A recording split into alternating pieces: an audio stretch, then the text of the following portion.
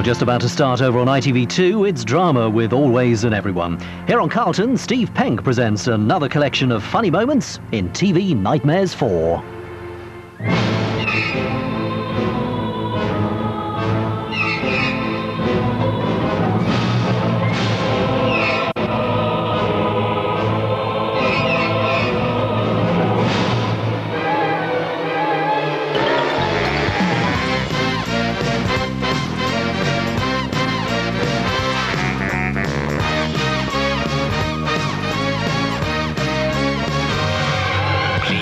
Welcome, the keeper of the nightmares, Steve Penk.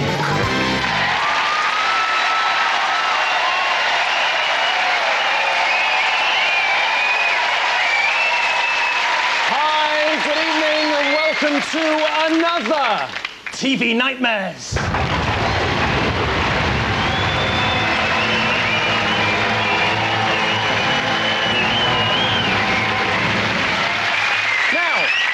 If you've always wanted to get into TV, I know exactly what you're doing. You're looking at me and thinking, boyish good looks, wit, charm. He's got none of these, and he's made it, so why can't I?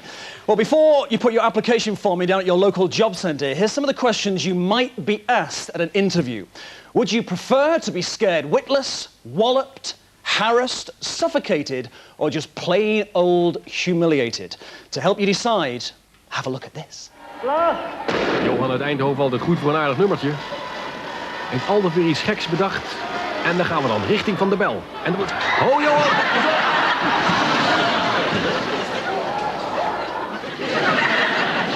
You could be a cameraman at the World Cup, perhaps. A supermodel fashion shoot, or on the back of a rickety old, out-of-control go-kart. Stop it!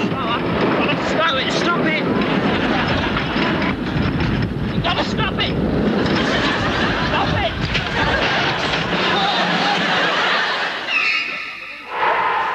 Yes, Plymouth Argyle have just scored. And so she. A good result all round. Most people can't do it, but would you do it if someone offered you a reward, say $50,000? Now that's enough money to make me run a marathon, and tonight, Leah Sinclair takes us to Louisiana to meet a man who's doing... You know, you get to meet some fantastic people in telly, but they can make you nervous. Could I just have one glass of water, please? No. I'm terribly sorry about it. Doesn't? Yes, Prince Charles with Australia's hottest pop presenter, Molly Meldrum. The profits from which will be donated to the Queen's Silver Jubilee organisation. Oh, fuck.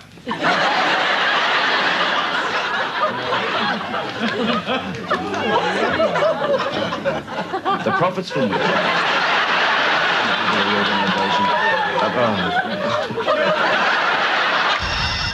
And if you are making a royal tit of yourself, there's nothing like the gentle support of your producer. Let's Look go. around you. Yeah. Familiar surroundings. Yeah.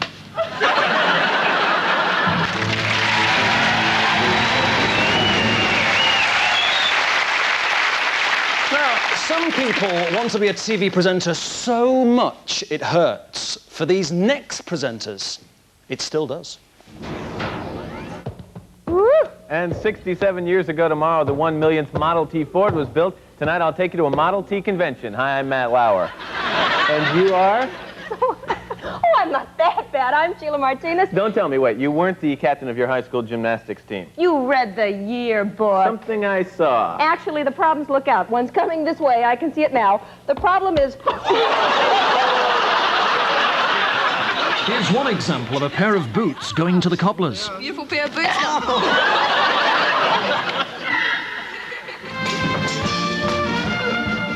Here's some brave knights rescuing a damsel in distress and making sure she comes to no harm.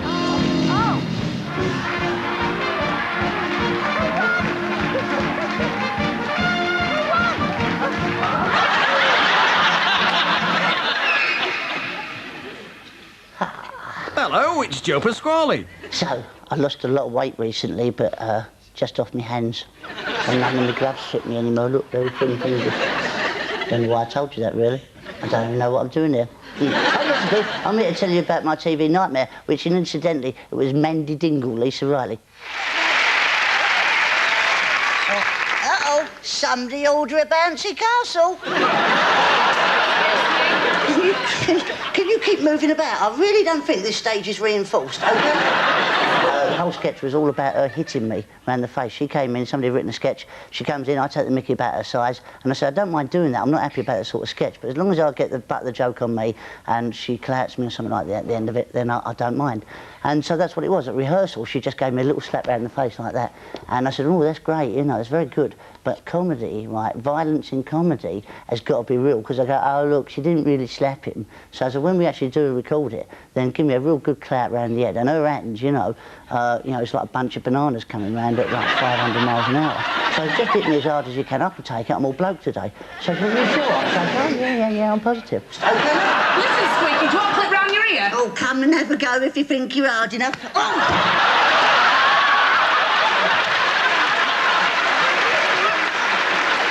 So, so she cut me round here, and I couldn't hear a single word that was said afterwards. I was trying to read her lips and everything. And I also noticed there was a slight bitter taste in the back of my throat.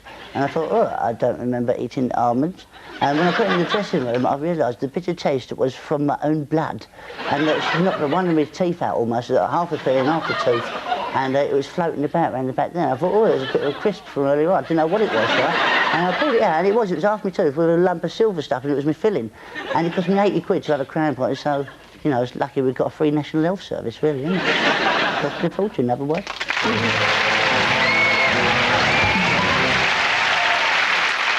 Now, let's talk holidays. Most people have to scrimp and save all year to spend a lousy 2 weeks in the sun. Well, my next guest spends 52 weeks a year on holiday at someone else's expense. So I'm pretty sure you're going to listen sympathetically when she comes on to moan and whinge about what a horrible time she occasionally has. Will you please welcome Anna Walker?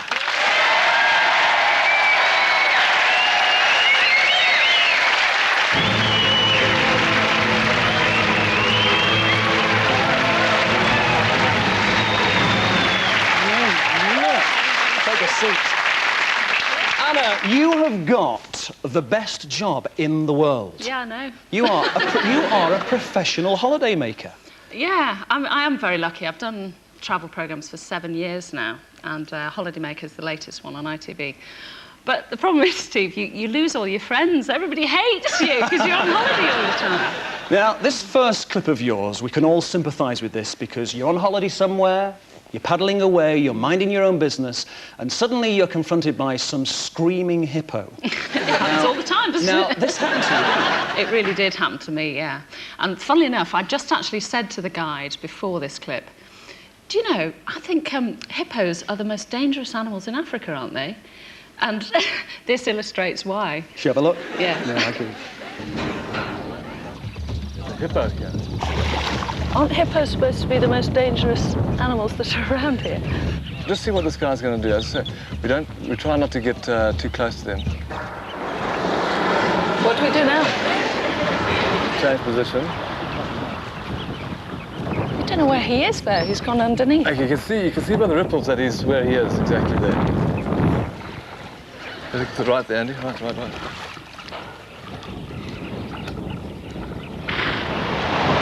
Hey! Come on, hey!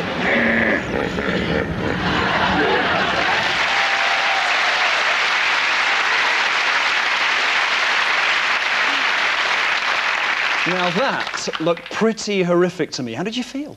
I was absolutely terrified. That wasn't acting. And what you don't realise is that it actually happened to me 3 times, which is why you've got all the different angles of the hippo. And after we'd managed to pass it, of course, the poor camera crew had to get past the hippo, which is why you see it coming straight towards them.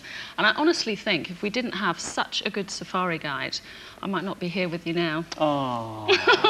Now, the only thing that I can think that is worse than some big screaming hippo charging towards you is being eaten by sharks. But of course, Anna, that is very unlikely to happen to you because you've eaten them all. Well, I haven't quite eaten them all, but I did have a very large chunk of one once in Iceland. Should we take a look? Why not? Here he comes. Which one do we have first? The shark. Oh, the shark, right. Oh, God.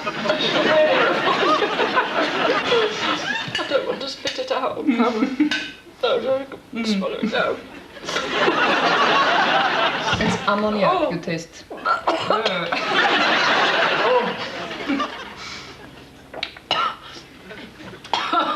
Oh, that is really revolting. Yes. But I was going to be sick then. I've never vomited on television before.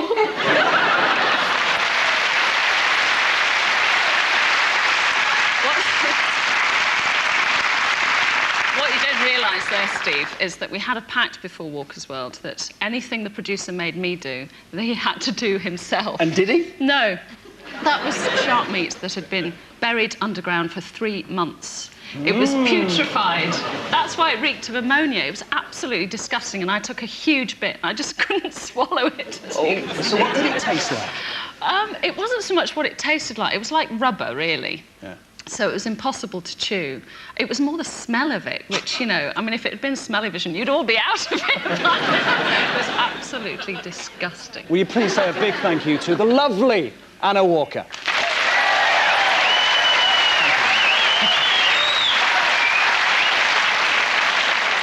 Now then, these next clips remind me of something my dad once told me. He said, son, it's easy to laugh at those who are less fortunate than you, and he was absolutely right. So let's do it. Take this woman at an Austrian car fair. No, guys, don't laugh. That's not funny.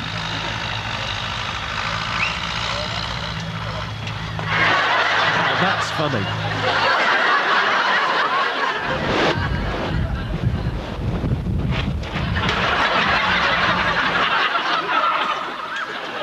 Dealing with hazardous materials in emergency situation, every second and every decision becomes an important one. Doug? Okay. Doug. Okay. Doug, this is in my crotch. Doug, this is killing me.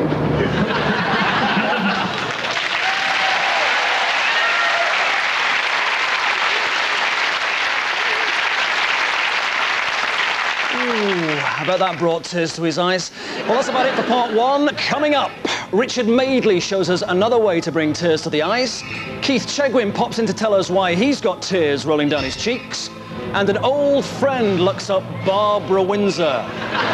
See you after the break, but first, have a look at this. If you were an avid fan of Larry Grayson's Generation Game back in 1982, here's something you wouldn't have seen.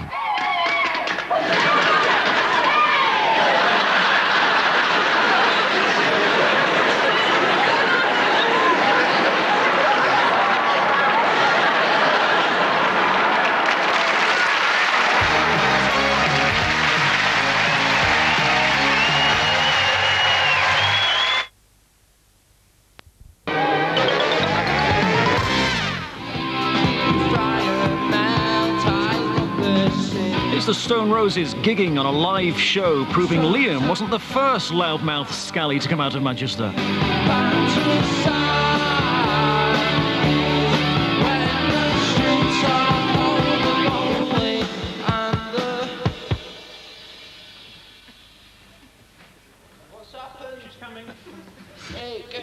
Well, I'm sorry about that.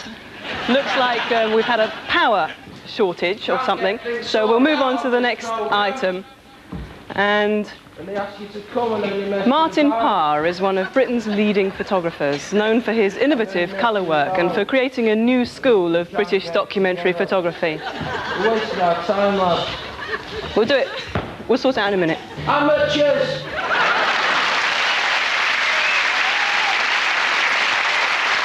Welcome back, and the nightmares continue. Now, to the modern-day presenter, there are several words that fill their hearts with dread. Ad-lib, fill, your shout, Steve, and worst of all, live. Ladies and gentlemen, TV Nightmares are proud to present Richard Madeley live. I'd say that my worst TV nightmare, or one of them, was when a reporter for This Morning came back from Louisiana. It was a food fair, I think, and he came back with a very small, innocent-looking bottle of very, very hot Cajun chili sauce. Would you like to, so we've got a That's so kind of you, tortilla Richard, chips. but I think maybe not. No. We were told that it was probably the most potent sauce that money could buy. It had a terrible name like Instant Death or something. And frankly, I was too cowardly to taste it. But I knew that Mel, who's our autocue girl, and now a script coordinator, really liked hot food and could take it. So I dipped a tortilla chip into this stuff and took it round to it. Now, what none of us realised was that the way you're supposed to use this is simply just to put a drop in a huge vat of stew. You know, you put one drop in and that will make it red hot. You really aren't supposed to put a whole lot on any part of your tongue. Anyway, I gave it to Mel, and it nearly killed her. What's it like? That is absolutely disgusting. The thing was, this made me feel incredibly guilty because I'd done this to her. So I figured to kind of show solidarity and, you know, penance, I'd have a drop as well, because I still thought she was putting it on a bit. I'll have a taste. Seriously. Blimey, that's horrible. Horrible. Oh, why did I do that? Give us a bit, quick.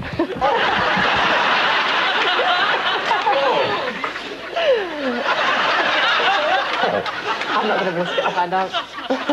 What have I done? The commercial break was actually kind of the eye of the nightmare. It was horrific. I could barely breathe. It kind of went straight through my system, and I wasn't really sure if I was able to come back on air in part 2.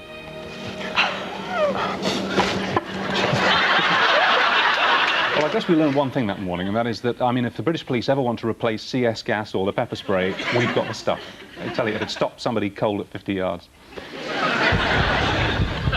On behalf of not only yourself and all your fans, but Sherbet, you name it, here it is, punch me in the nose. I'm inviting you to a left hook, come on. Hello again, nice to see you. Here's Fiona Phillips, and she's forgotten it's breakfast telly and not the Fantasy Channel. A guest in the studio, Annette. Our first guest in the... What are you laughing at? Well, that makes a change, doesn't it? We've got a guest.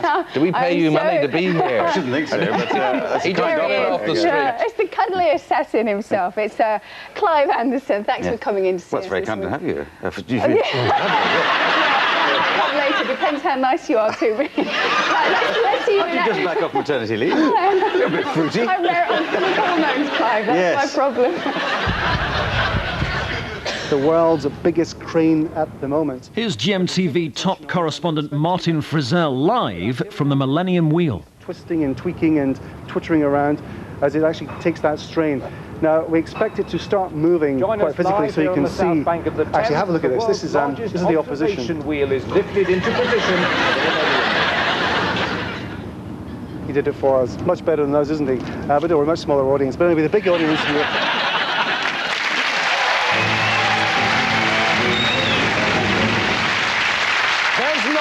A single person in the country who doesn't recognise my next guest. He's one of the few people in television who needs no introduction, but he's going to get one anyway. Ladies and gentlemen, please welcome Keith Chegwin.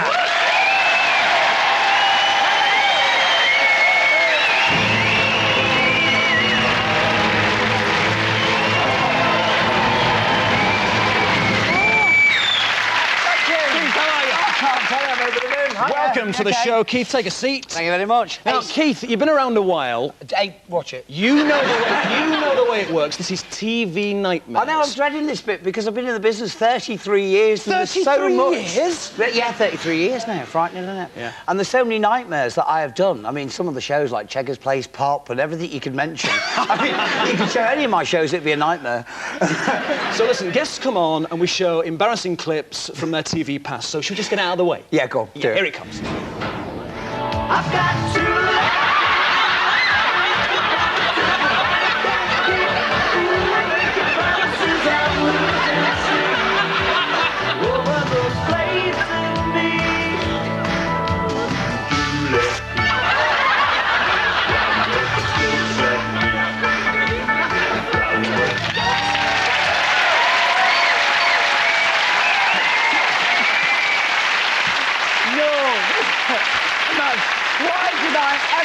To do that. What on earth was that all about? I haven't got a clue. It must have been when I was drinking. No, it was a programme called Saturday Superstore, you know, kids' Saturday morning show with Mike Reed and Sarah Green. And the idea, you won't believe this, was to actually do that sort of video and make it into a record that would hopefully chart. Wishful thinking. What were they on? Well, listen, I can say right now that all the embarrassing clips involving your good self have gone. It's all disappeared That's now. the end. The next two clips we're about to see, I think, are TV gold. And it's a show that you were involved in. It's a show called Star Search. Star Search. Please tell us about Star Search. Well, Star Search was a TV series actually done by Sky TV when people actually didn't have those sort of like little dishes on the side of the house. So very few people saw it. But what it was, we did 287 shows in this studio, believe it or not. And it was a talent show for the general public. 2,000 acts came on the show. Hardly anybody made it. But basically, it wasn't like, I can't think, like New Faces or Opportunity Knocks, where they'd bring somebody in and they'd rehearse them all day and then do the show in the evening. This was literally queue up and you're on. I mean, we bragged the fact that nobody failed the audition. In fact, one person did, because he was so drunk we couldn't get his name and address off him. We used to have celebrity judges, and I mean, even they couldn't believe their eyes, because they thought they were going to come and sort of like commentate and, you know, mention and sort of criticise and, you know, chat to sort of like quite sort of renowned sort of acts. But this wasn't. Anybody could come on the show. A quality show, then. A quality show, but they all thought that the show was recorded. But actually, what was in the show, what they actually did, went out. I mean, for an example, a guy came on and he sort of like, good evening, and his wig slipped off. And in vision, he goes, oh, I'm sorry, Keith, I'll just do that again. Right, you ready now? OK. And one guy came on, he told 3 gags, and he got them wrong, and he stopped halfway through. So I'm sorry, Keith, it all went wrong for me there. I said, well, don't worry, look, you've got about a minute and a half. Pick it up from where you left off. Right. He told the same 3 gags again. But this is my... This is I'll tell you what, fantastic. this is one of my favourite acts. Do you like magic? Yes. Yeah. Do you like magic? Yes. Well, this is magic with a difference. You ever seen an escapologist where he gets into a sack? Yeah? Well, 2 members of the audience tie this guy up, and I think we should let them see it. Let's see it. Robert's World of Magic. Once you get hold of that end, right, get hold of them 2 ropes there. One, grab one by one. Let's start tying.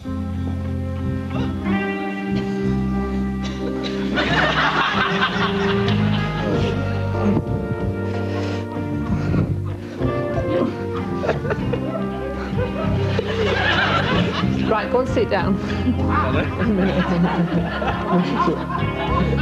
Right.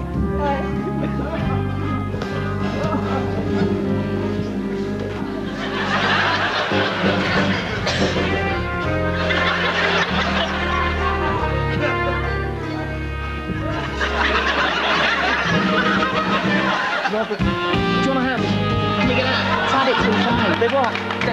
I like to.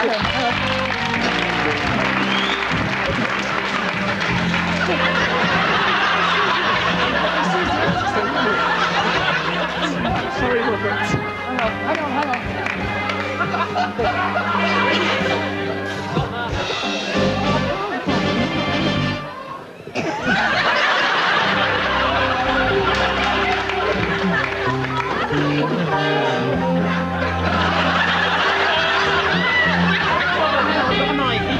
Okay, hang on, just a minute. I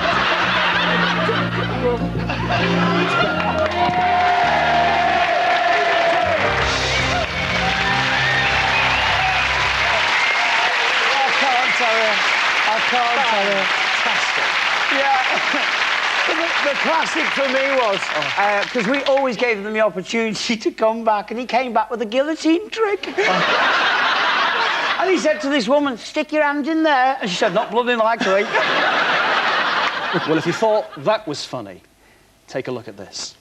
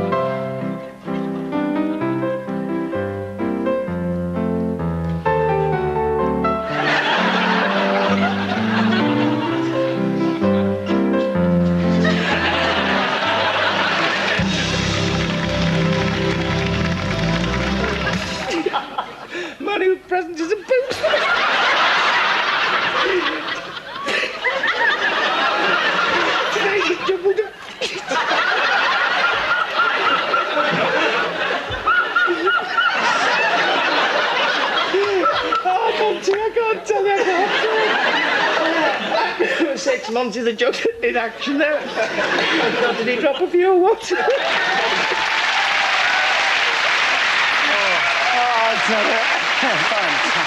Thank you. But the funniest thing is, he only had 3 balls. I know, 3 balls. You think you could juggle them, don't you? But the great thing, he was a postman and he just wanted to get on TV. So well done to the guy there. And the music was just magnificent. Oh, superb, wasn't it? Yeah, no, the entertainer. Well, listen, you've made my night, and I'm sure you've made their night. Mr. Keith Chegwin, Thank you everyone. very much. Thanks, Steve. Thank you. Okay. Thanks a lot. So, on TV Nightmares tonight, you've seen people being hit, punched, dropped and kicked. But as I'm sure HTV's Richard Wyatt would agree, this next nightmare can't fail to leave an impression on you. My worst TV nightmare takes me back to 1976, the year of the Great Drought. Now, I reckon that neither I nor any of my colleagues have experienced anything as bad as this in all the years I've worked for HTV West.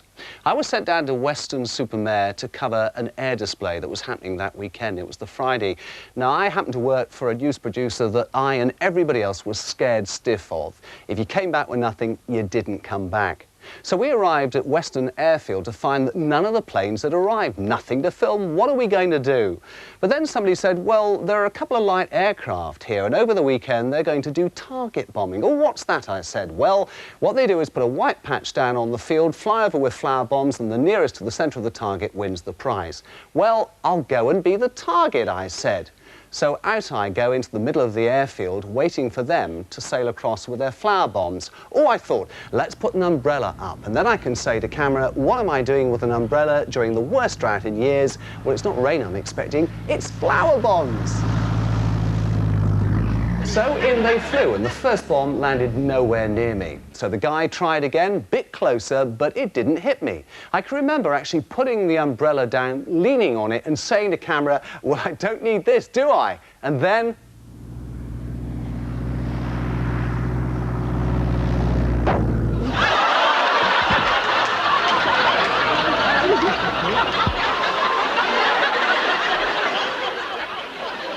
My name's Mike Hasty.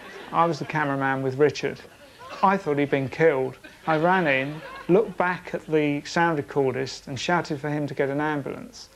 Got to Richard and was very surprised to see that he just had a slight graze on his forehead, and he was conscious as well. He was rambling a bit, and his only concern was that he wanted me to get in touch with the news editor and let him know that he would be late for his next story. Well, in fact, I did this after the ambulance left, and the news editor's main concern was I got the pictures, and secondly, that he was all right. Well, I suppose I really came around in my hospital bed, and the nurses and doctors had patched me up. I can remember I had an eye patch over the eye and some bandages around my head. There was only really bruising, not much blood at all.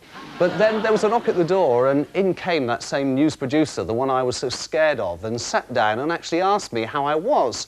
And I can remember the great shock of thinking, this man's human after all. Well, I should have known better, because straight away he said, well, I'm glad you're feeling better, because I've got a camera crew outside, and I want you to sit up in bed, put a smile on your face, and say... It's very kind of you to take an interest in me, and at the same time, can I just thank the nurses and doctors here for patching me up as they have.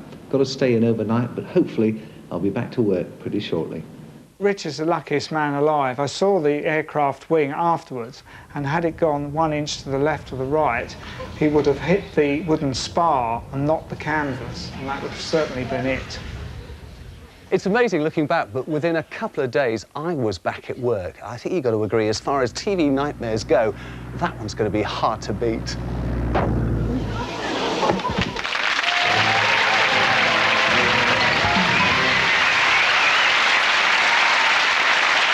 So, here we are, TV Nightmares 4, and I'm fed up with being stuck in this cold, damp, dark, depressing dungeon. So let's head for the great outdoors, the wide, open spaces. Mind you, even there, danger lurks. You never know when you might encounter the horror that is Daisy, the man-eating cow. Cow that produces the milk. So, for any... That girl's insatiable. That was fine, actually. Price of quota. Either that, or this guy's got a nervous tick. As high as it has been in the last year or so, it's almost impossible for any new entrant to get into the business. For instance, it costs at the moment about...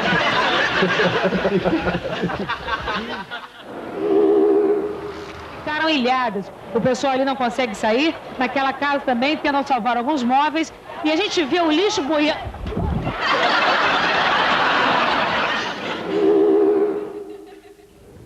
And here's a footballer demonstrating his ball skills.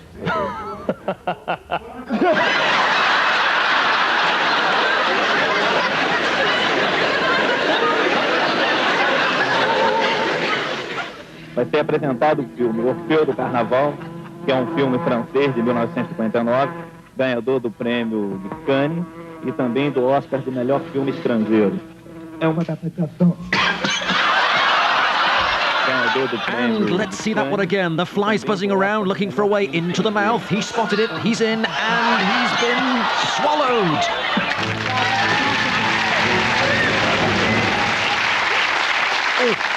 All right, it's almost time for a commercial break, but in part 3, Barbara Windsor pops in to get something off her chest. And we relive Michael Barrymore's nightmare, where he had to fight off Jane Couch, armed only with a pair of licorice all-sorts. We're back real soon, but before that, take a look at this. Fogo de Sobradinho vencia o Guará por 3-1. No último minuto, a bola sobra limpa para... If you're watching this, David Batty, come back. All is forgiven. Ele faz o que parece impossível. Chuta por cima do gol.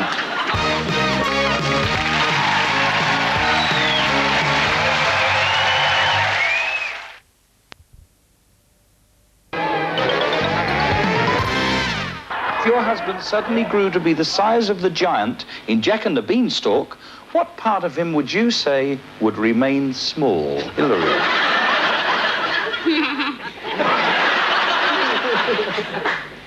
What do you say, Hillary? Hurry along me. You know, that thing.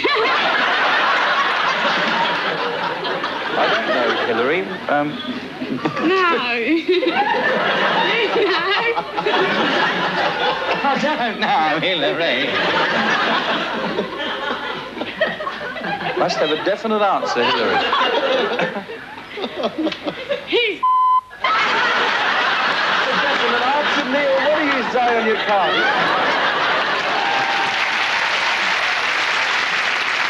Hi, welcome back. We all know what she was thinking about. But what was this lot thinking about? Now, please don't have any sympathy for them because they're all self-inflicted nightmares. Take this first bloke. Australia have just won the Cricket World Cup. And where does he choose to do his piece to camera? An Australian pub full of Australian cricket fans. Great idea? I don't think so.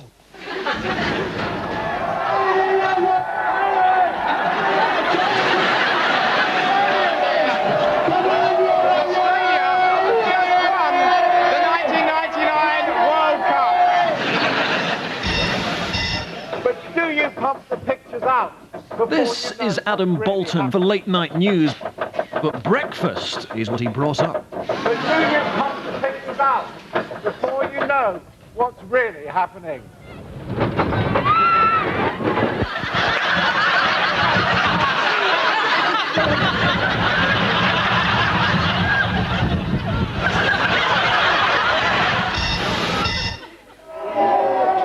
Back with our sports presenter, and it's good to see he's gained control of the situation.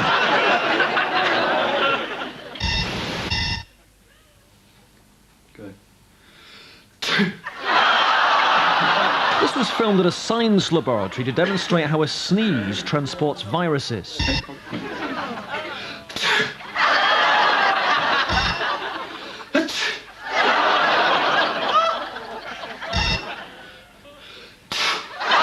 You might think that's water. It's not.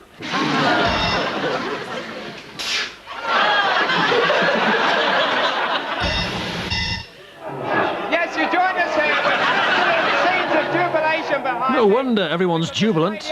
have just won the 1990. The beers are on him. It's green and gold.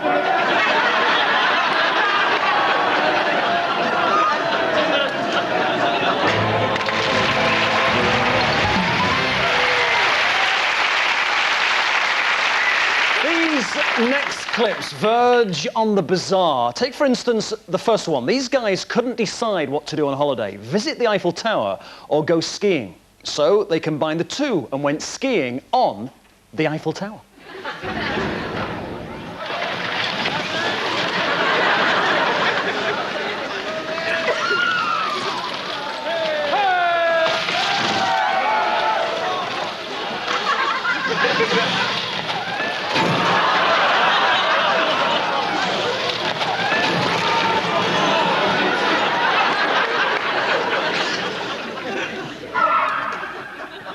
I'd like to talk about an indecent exposure which occurred down at Town Center by Mervyn's.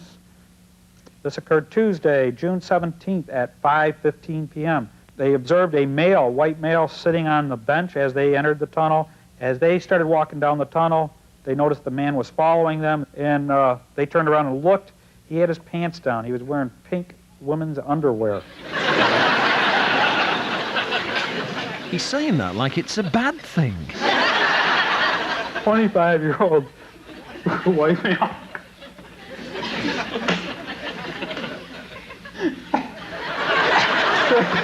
Serious incident. We have a description. 25-year-old white male wearing pink underwear. So, if you see him, please give us a call.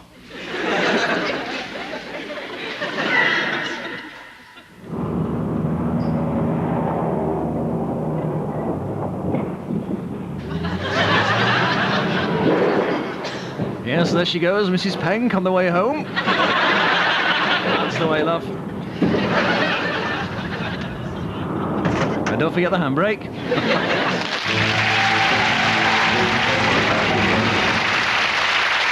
Ladies and gentlemen, my final guest is a legend of stage, screen, and Albert Square. Please welcome the original supermodel. She's lovely, Barbara Windsor!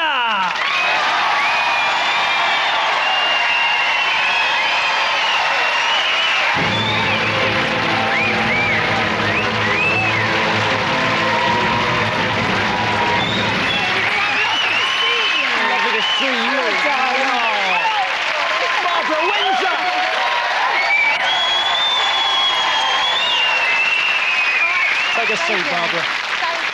Listen, welcome to the show. Oh, thanks, darling. Now, I don't want to be rude, but you've been around for ages. Forever and a day, dear. And I used to love all those Carry On films. Yeah, great, weren't they? Millions of fans from the Carry On days. Yeah. But of course, now a whole new legion of fans is Peggy in EastEnders. Yeah, and I'm lucky. Now, any nightmares with Peggy? Well, no, you see, I feel a bit of a phony coming on your show. When you asked me to come on, I said, well, have you looked? You know, there are no nightmares because, as you said, I've been around forever and a day, and like Cheggers, well, more than Cheggers, bless him, I'm of that old school, you know, when it was live television. My first television went up was when I was 17, and you had to know every line. You didn't dare make mistakes because it was live. I mean, this would be live, you see, but then it's within a play or something, you see. So it was instilled in you not to ever make a mistake, forget your lines or anything. And I'm still like that. I've been in EastEnders 5 years, and I'm still nervous. I still say my 3 Hail Marys and the Lord's Prayer. Yeah, well, that's what I do. You know, Mike really thinks, what the hell's she doing there next door? You know? But I do, and I'm very nervous, and my stomach's all churning over. I mean, I even work at saying, what can I get you, darling? I'm doing that. What can I get you, darling? What can I get you, darling? Yeah, and then I go, what can I get you, darling? So, you know, so I don't really have any nightmares as such, but I'm a bit clumsy. That's the only thing, you know. I mean, you're slightly accident prone. Yeah, I am, actually. I suppose it's because I only take size 2s, and I'm always teeting around like that, you see. So there you go. That's about the only thing. Yeah. And one of those happened on EastEnders, yeah? Yes, yes. And wasn't my wonderful son, Mr. Ross Kemp Grant, happy about that? Should we take a look? Yeah, okay. Here he comes. You having me on? All right, the answer's yes. Of course I'm sure. If I say yes, I mean yes. Look, I'll have the papers signed and round she by this afternoon. Don't fall down, Mum, all right? You do. Don't fall down.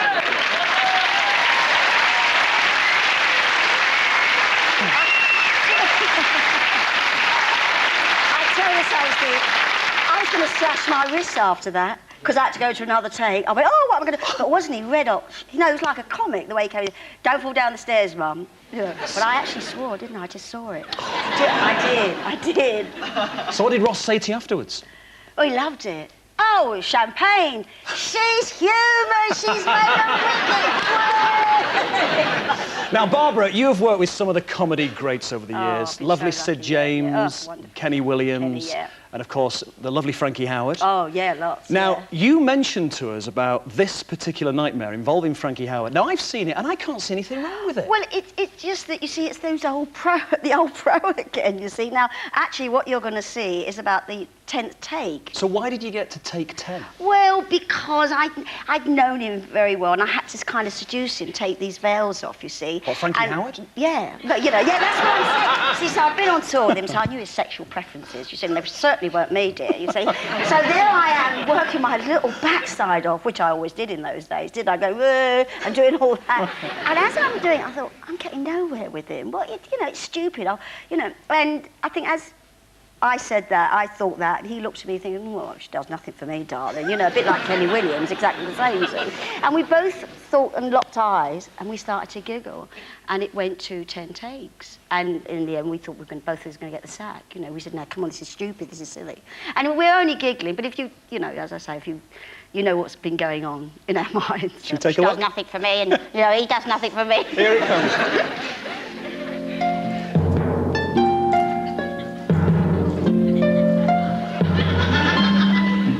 Here we are. Oh, thank you, dear. Oh, of course, sir. I'll put this in the cloakroom. Here we are. Oh, my, there you go now. Oh, saucy. We'll let you know. Oh, yeah. Oh, we love you. Oh. Moon of my delight.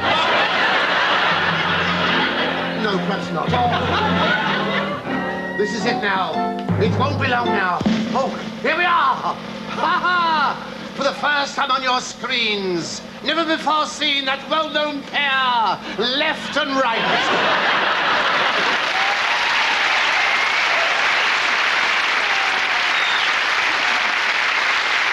Did you? Well, listen, I love you. They all love you. It's lovely. Barbara Windsor, everyone. Thank you.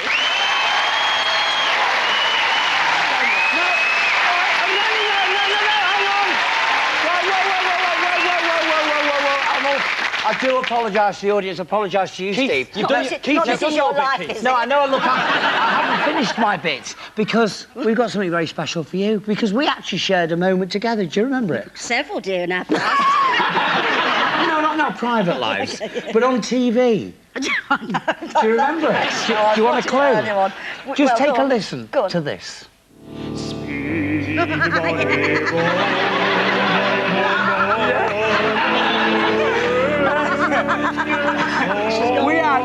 We had 2,000 acts on the show.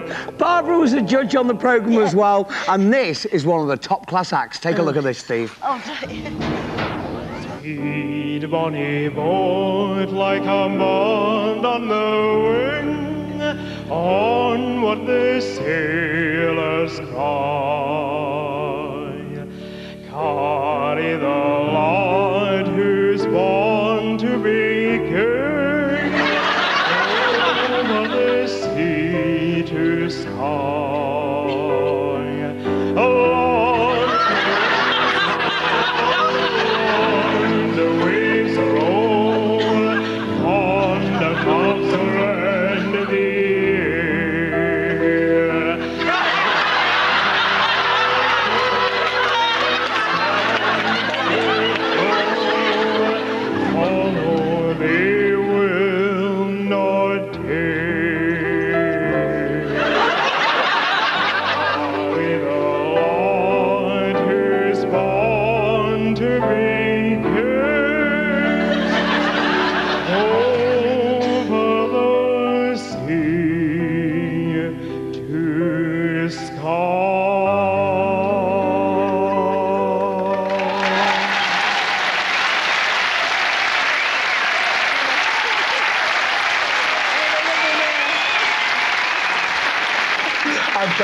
What did I say?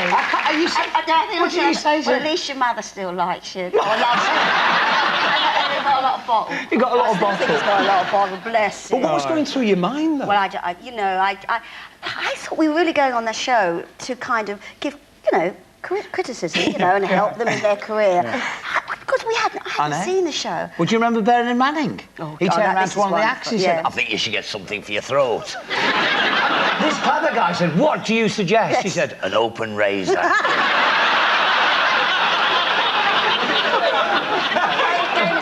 Ladies and gentlemen, please say once again thank you to Keith Chegwin and the lovely Barbara Windsor. Thank you. Thanks, Keith.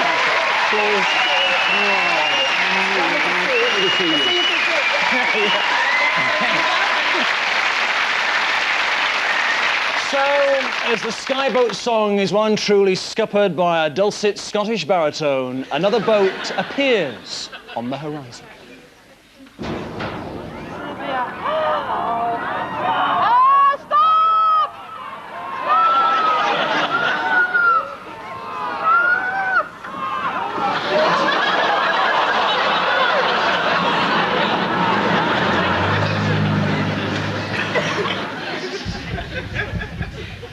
Right. There's been some classic bouts. Ali, Frazier, Tyson, Holyfield, Couch, Barrymore.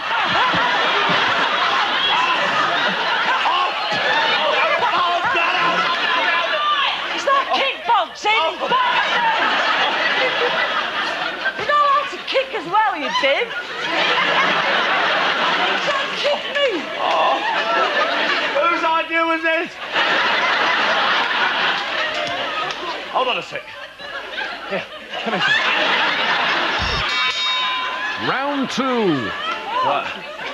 Okay. Can you box? No. Have fun trying. You're going to do it like this? We'll do it like this, 2 on 2 on.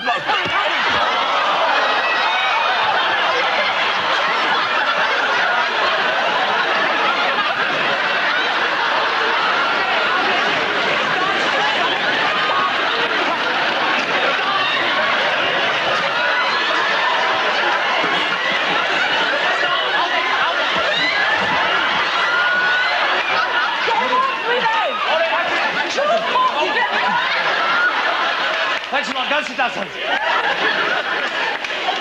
Ladies and gentlemen, Jane Couch.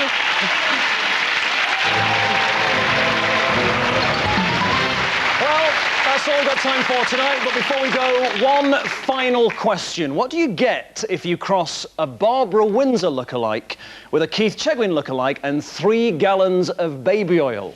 You get this.